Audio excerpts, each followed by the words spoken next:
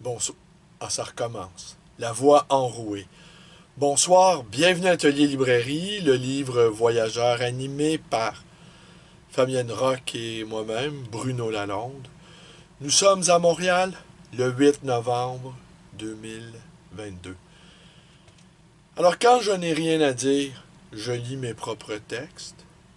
Bon, comme ma production est peu abondante, c'est pas ça qui va me sauver. Quand je n'ai rien à dire aussi, je descends dans les catacombes. Je descends dans cet endroit rempli de cartons de livres. Et j'avais entrepris de faire un ménage important il y a 2 ans. Mais la vie m'a emporté mes activités de libraire, mes activités de libraire sont suffisamment prenantes pour que je n'ai pas su terminer, accomplir ma tâche. Et comme je vous sais très curieux, je vais ouvrir sous vos yeux médusés une boîte qui était dans ma bibliothèque personnelle il y a qui a été emballée oui, le en septembre 2016. Ouais, 2016 ou peut-être 2015 même. Ouais, je dirais 2016. Donc, ça fait 6 ans que cette boîte-là n'a pas été ouverte. Et elle était sur la rue Logan, dans mon appartement sur 2 étages. Un étage où j'avais de l'air d'un être humain à peu près normal. Et un autre étage où toute ma folie de livres trouvait son épanouissement. Mais avant, je voudrais vous faire part d'une petite réflexion, amorcée déjà il y a quelques jours, lorsque j'ai évoqué dans cette vidéo qui s'appelait La ligne de flottaison, que j'étais à la surface de 2 mondes. Et que ce que je voyais autour de moi, c'était la disparition, la liquidation de grandes bibliothèques personnelles consacrées à la question nationale. C'est-à-dire question nationale. Et ça me frappe parce que également j'ai vu 2 ou 3 institutions publiques de conservation d'archives déménager leur pénate ou changer de vocation, qui avaient un fort lot de livres consacrés à cette question. Et ce que j'observe, changement de génération, la question nationale a préoccupé, la question nationale du Québec, a préoccupé quelques générations d'intellectuels. On pourrait penser que la question... en fait, on pourrait tout de suite conclure en disant que les nouvelles générations, en fait, les générations, jeunes générations, voilà, ont d'autres préoccupations, comme la question écologique. J'aurais envie de dire que s'ils y mettent autant d'ardeur que la génération des premiers penseurs de la question nationale, en fait, les premiers penseurs, ils ont toujours été là. La question nationale a toujours été, génération après génération, un sujet avec lequel les, euh, les intellectuels, les penseurs, se coltinaient, prenaient à bras-le-corps la question. La question écologique, sans doute, devrait être au cœur des nouvelles préoccupations. Il y a péril à la demeure, la maison brûle, dit Agamben, par exemple.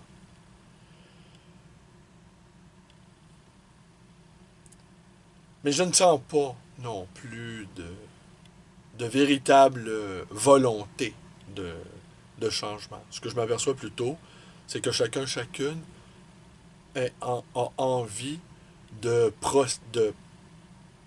de jouir des dernières lueurs du jour. Que chacun se dit, ah, un dernier voyage avant de changer. Ah, si tous le font, je vais le faire. Ah, si les gouvernements Et on comprend bien que la question écologique dépasse amplement la volonté individuelle et la responsabilité individuelle. C'est pas d'écologie dont je veux vous parler avant d'ouvrir cette boîte. C'est que depuis 2 ans peut-être, en fait depuis que nos activités post-pandémiques ont repris, un nombre croissant de bibliothèques apparaissent. Les boomers pour établir, établir le profil d'une génération, ce que j'apprécie plutôt modérément, eh bien, ils disparaissent ou vendent leur maison ou choisissent, choisissent de se départir de leurs livres. Et c'est invraisemblable le nombre de livres consacrés à la Nouvelle-France, à la Révolution tranquille, au Parti québécois, à Jacques Parizeau, au RIN. Je me retrouve avec des quantités invraisemblables de livres consacrés à la question du Québec. Et la ligne de flottaison, c'est que j'ai l'impression que le bateau, il tient encore, mais pour combien de temps?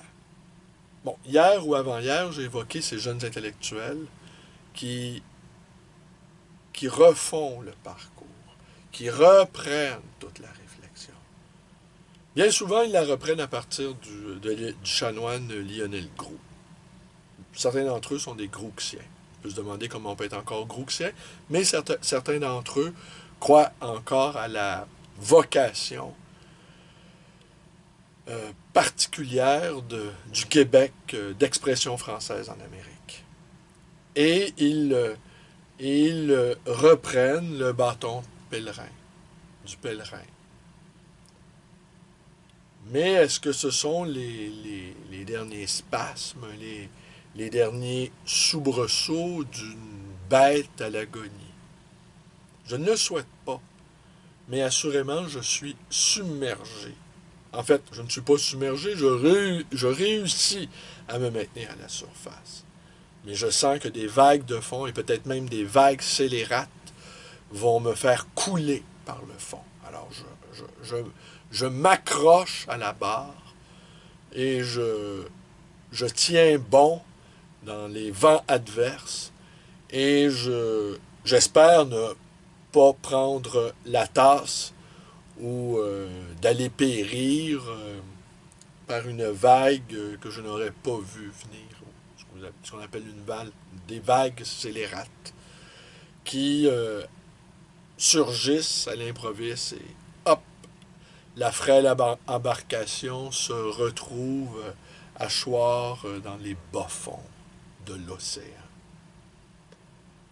Aussi, il y a un client, hier ou avant-hier, dimanche, il me disait, constatant les piles innombrables qui jonchent le sol de la librairie, des acquisitions récentes, qu'au fond, peut-être, je devrais tout vendre à 5 $. Tout vendre, tous les livres, sans distinction. 5 $. On ne réfléchit plus. Du point de vue affaires, ça se tient. Parce que je pense que des livres, il va en avoir. Et évidemment, cependant, j'aurais l'impression de participer à cette grande braderie de ce qui a façonné l'imaginaire à la fois de l'Occident et plus précisément du Québec. J'aurais l'impression que je saborde ma propre embarcation, même si je pourrais, en ce faisant, remplir mes poches de beaux dollars. Je réfléchis plus. Je place tout indistinctement sur les rayons. Je ne fais plus l'apologie de la lecture, de l'importance d'avoir une bibliothèque à soi, pour paraphraser Virginia Woolf, de protéger son esprit des téléséries, de se garder de la niaiserie ambulante, de conserver son quant à soi devant cette perte de la vie intérieure. Et je participe, bon enfant, à cette détérioration de cette pas avilissement, le terme était peut-être trop fort, mais de ce lâcher prise, débonnaire, bon enfant, béatement optimiste, parce que ma situation finalement va plutôt bien. Mais non, je continue à garder le phare, je suis tel le personnage dans le roman de Dino Buzzati, qui se prépare toujours pour la guerre. Une guerre évidemment où qu'il remportera avec les honneurs. Et cette guerre, l'ennemi ne se présente jamais aux portes. Il est partout, il m'encercle. Je ne le vois pas. Il est tapis dans l'ombre. Pendant que moi, eh bien, je fais des gesticulations derrière mon comptoir. J'invite les lectrices, les lecteurs à poursuivre le labeur intérieur. Je les invite à creuser leur sillon, à conserver espérance, pendant que, pendant que les orages s'amoncellent sur les lignes d'horizon. Ouvrons maintenant ce carton.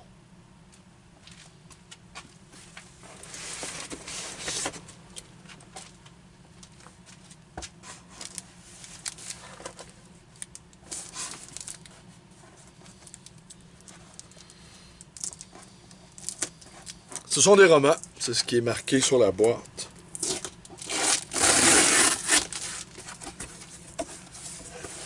Ouais.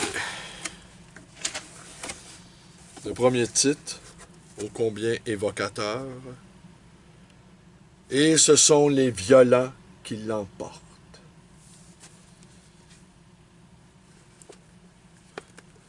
Flannery O'Connor. Edmé de la Rochefoucauld, spectateur.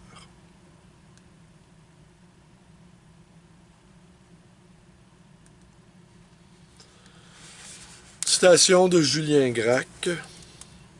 Songeons que des centaines de vies ne peuvent s'être frottées à la vôtre tout au long d'une existence, avec toutes les nuances, allant de l'adoration à la haine, sans qu'on en retire une connaissance humaine assez peu commune.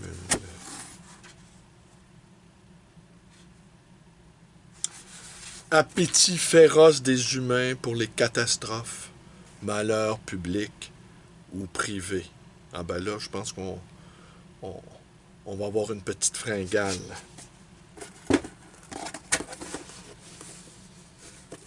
Walt Whitman.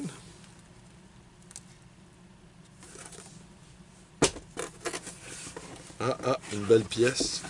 Très, très, très bon livre. Dans une belle édition en plus de surcroît. Mais ça, c'est ça quelque chose. Georges Bernanos, Lettres aux Anglais, publié à la fois chez L'Arbre, maison d'édition montréalaise de guerre, et en même temps publié à Rio de Janeiro en 1942. C'est ce qu'on appelle des Atlanticas lorsque le monde de l'édition de la France libre avait trouvé refuge en Amérique.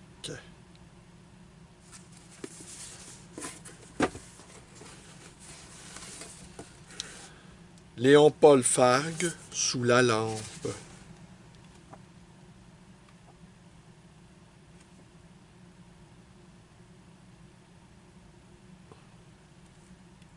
Ce sont des aphorismes aussi.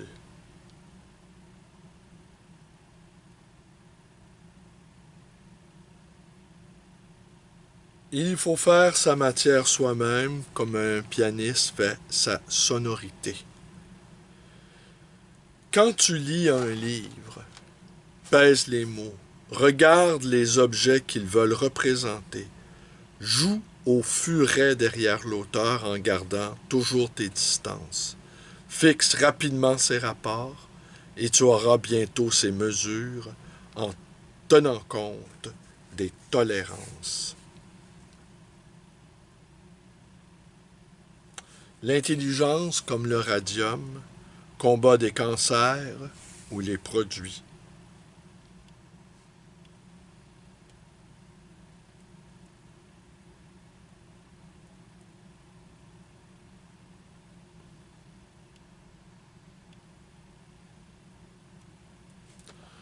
Ouais. Un petit peu sentencieux, je pense. Tolstoï, Résurrection. Jean-Marc Desjans, On croit trop que rien ne meurt. Très beau titre. Oh, un Joseph Conrad dans un état épouvantable. Les carnets d'Albert Camus.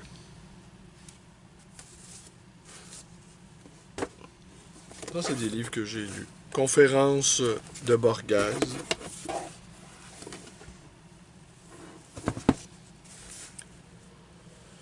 Un livre de Buitenjik, La femme, chez Desclés de Brouwer. Bon, ça m'apparaît assez douteux.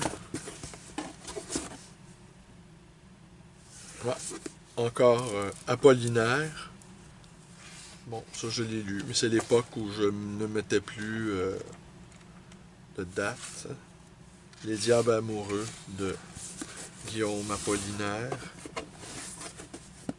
Charles Baudouin, le Jungien Charles Baudouin, ça c'est intéressant. Le triomphe du héros. Est-ce que je me confonds avec... Non, je ne crois pas confondre. Ah oui, livre qui a appartenu au philosophe Jacques Lavigne. On y reconnaît sa signature. Donc, en octobre 1952. Ouais, c'est le Jungien, ça, il n'y a aucun doute. Je vais voir la table des matières. En fait, non pas sa table des matières, mais sa bibliographie. Excusez-moi, j'ai une portée de chat dans la gorge. Ben oui, évidemment.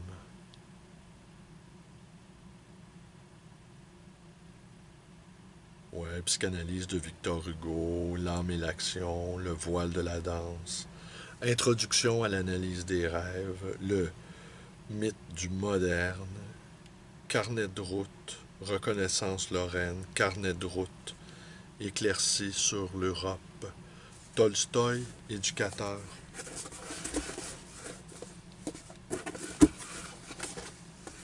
Ah, Jérôme K. Jérôme, Arrière-pensée d'un paresseux. Vous voyez, ça, c'est vraiment dans le goût de votre ami le libraire.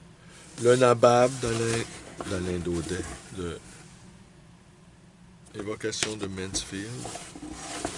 Ouais, c'est une boîte qui est pas inintéressante. Courrier du village de Clément Marchand. Avec des illustrations de Rodolphe Duguay. Les souvenirs de Tolstoï.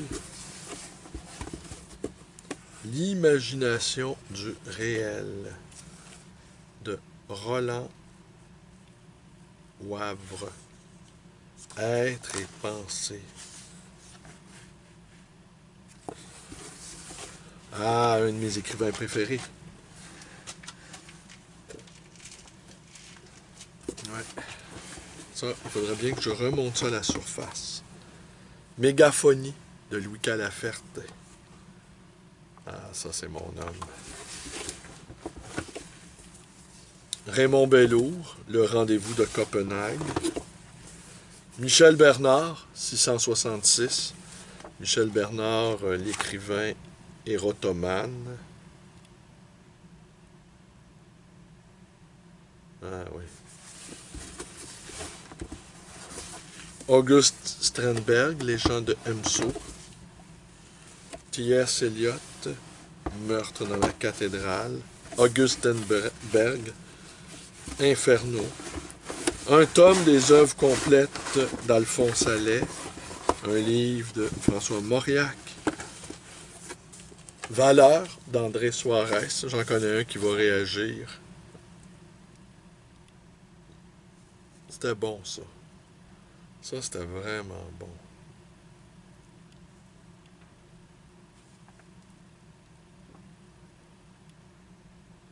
L'individu, le pensant et le libre sont fonctions les uns de l'autre et de tout un chacun, et chacun de tous.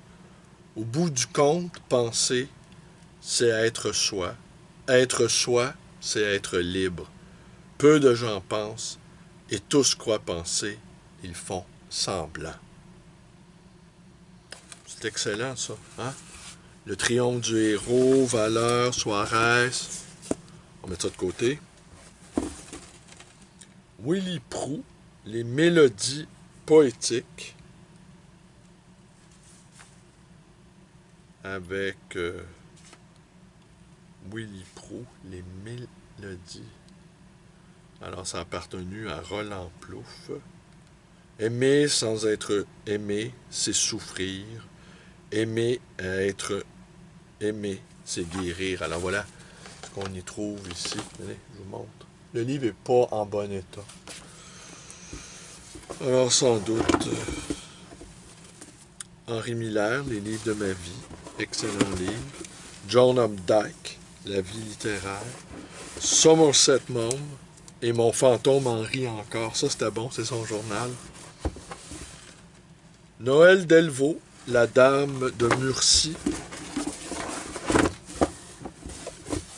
Ah ben, coudonc. Alors, voilà. Je trouve le moyen de m'en tirer encore, mais bon.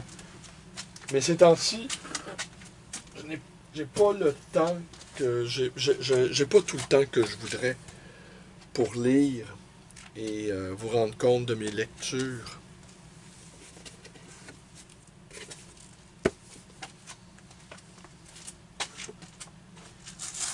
Alors, je m'en tire par des pirouettes.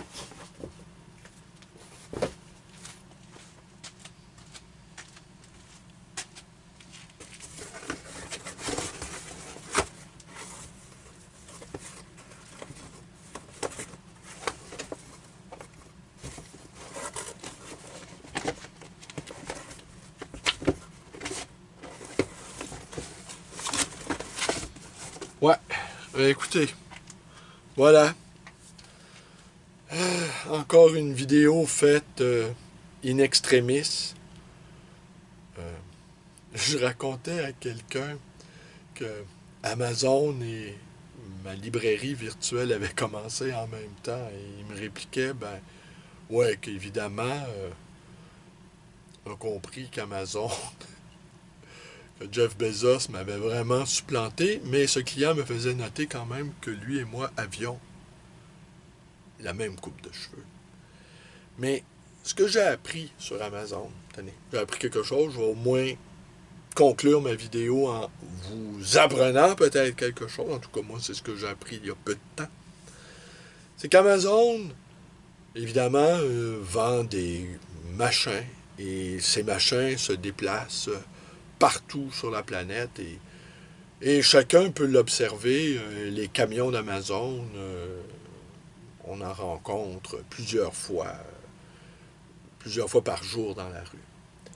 Mais Amazon a investi ces dernières années dans le secteur financier des banques.